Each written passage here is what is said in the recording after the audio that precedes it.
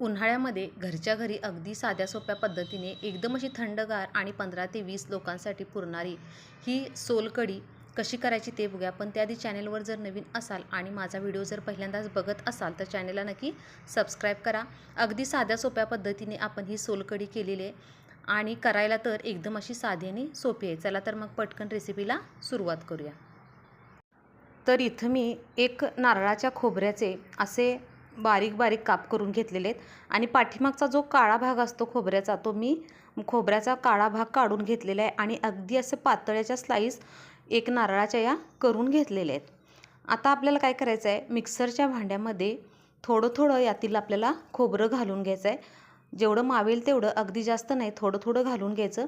एक 4 ते 5 लसणाच्या पाकळ्या घालून घ्यायच्या, थोडंसं आलं आणि एखादी आपल्याला यामध्ये मिरची घालून घ्यायची आहे आणि अर्धा चमचा आपल्याला यामध्ये जिरे घालून घ्यायचे आहेत. आणि आपल्याला सुरुवातीला मिक्सरला याची अशा पद्धतीने पाणी न घालता सुरुवातीला भरड करून घ्यायचे आणि त्यानंतर आता आपल्याला यामध्ये थंड पाणी यामध्ये घालायचं आहे.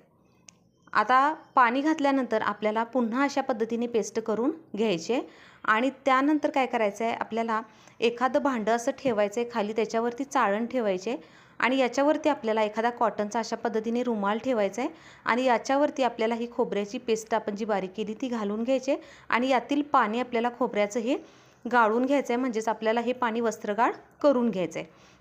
अशा पद्धतीने आपल्याला हे खोबऱ्याचे दूध, आपल्याला नारळाचं दूध काढून घ्यायचं आहे आणि छान अशा पद्धतीने आपल्याला हे पिळून सगळं आपल्याला यातील पाणी काढून घ्यायचं आहे आणि त्यानंतर यामध्ये राहिलेला जो पुन्हा नारळाचा जो चव आहे तो आपल्याला पुन्हा मिक्सरच्या भांड्यामध्ये घालायचं आहे. आता आपल्याला हे पुन्हा मिक्सरच्या भांड्यामध्ये घालायचं आहे आणि त्यानंतर पुन्हा आपल्याला थोडं यामध्ये पाणी ॲड करायचं आहे आणि पुन्हा आपल्याला याची मिक्सरला पेस्ट करून घ्यायची आणि त्यानंतर पुन्हा पेस्ट केल्यानंतर पुन्हा आपल्याला सेम अशाच पद्धतीने आपल्याला पुन्हा हे खोबऱ्याचं पाणी आपल्याला वस्त्रगाळ करून घ्यायचं आहे आणि आपल्याला अशा पद्धतीने सगळा नारळ मिक्सरला थोडा थोडा बारीक करून आपल्याला नारळाचं आपल्याला दूध काढून घ्यायचं आहे. अशा पद्धतीने सगळं आपल्याला खोबरं हे वस्त्रगाळ करून घ्यायचं आहे. तुम्ही बघू शकताय की अगदी छान साध्या सोप्या पद्धतीने आपण हे नारळाचं दूध इथं काढलेलं आहे आणि एक नारळापासून जवळजवळ 15 ते 20 लोकांना ही सोलकढी आरामात पुरते. तर तुम्ही बघू शकताय की नारळाचं दूध साईडला केलेलं आहे आणि नारळाचा चव जो होता किंवा चोथा जो होता तो सेपरेट आपण करून घेतलेला आहे. आता एक नारळाचं दूध आपण इथं काढून घेतलेलं आहे. आता यामध्ये आपल्याला चवीनुसार मीठ घालून घ्यायचं आहे आणि त्यानंतर इथं मी एक अर्धी वाटी यामध्ये आगळ घालून घेतलेलं आहे. आता आपल्याला हे छान असं मिक्स करून घ्यायचं आहे आणि मिक्स केल्यानंतर आता पुन्हा आपल्याला जर तुम्हाला यामध्ये साखर घालावीशी वाटेल तर तुम्ही यामध्ये थोडीशी एक चमचाभर साखर घालू शकता. इथं मी थोडीशी एक चमचाभर साखर आणि थोडीशी यामध्ये कोथिंबीर यामध्ये मी घालून घेतलेले. तुम्हाला जर साखर घालायची नसेल तर तुम्ही स्किप करू शकता, पण यामध्ये मी 1 चमचा साखर आणि वरून आपल्याला थोडीशी कोथिंबीर घालायची.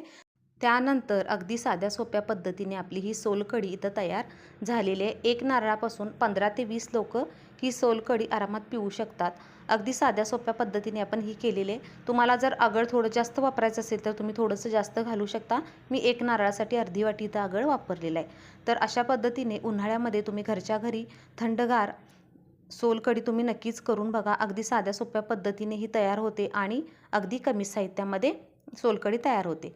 तर व्हिडिओ कसा वाटला कमेंट करून सांगा आणि व्हिडिओ थोडा जरी आवडला, चॅनेलवर जर नवीन असाल तर अशा सिंपल रेसिपी बघण्यासाठी आपल्या चॅनेलला नक्की सबस्क्राईब करा.